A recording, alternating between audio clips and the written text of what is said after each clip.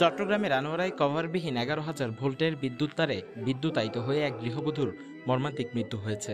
অভিযোগ উঠেছে, দীর্ঘদিন ধরে স্থানীয়দের অভিযোগের পরও পল্লী বিদ্যুৎ কর্তৃপক্ষ ঝুঁকিপূর্ণ ওই সংযোগ সরায়নি।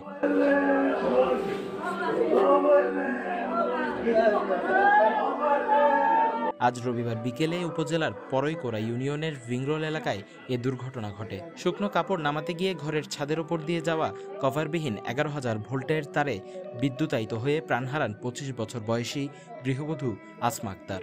তিনি একই এলাকার মোহাম্মদ তারেকের স্ত্রী। পরিবারে 3 বছরের এক ছেলে এবং 6 মাস বয়সী আরেক সন্তান রয়েছে।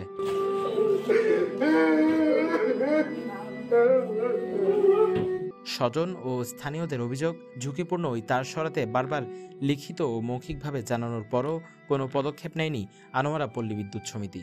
কর্তৃপক্ষের অবহেলার কারণেই এ দুর্ঘটনা ঘটেছে বলে দাবি তাদের। এ বিষয়ে জানতে একাধিকবার ফোন করলেও আনোয়ারা পল্লী বিদ্যুৎ সমিতির ডিজিএম মোহাম্মদ মোর্শেদুল ইসলামের কোনো বক্তব্য পাওয়া যায়নি। হঠাৎ মৃত্যুতে শোকের ছায়া নেমে এসেছে আসমা আক্তারের পরিবার ও এলাকায়। এখন এলাকাবাসীর একটাই দাবি, যেন দ্রুত ঝুঁকিপূর্ণ ওই বিদ্যুৎ লাইন সরিয়ে নেওয়া হয়।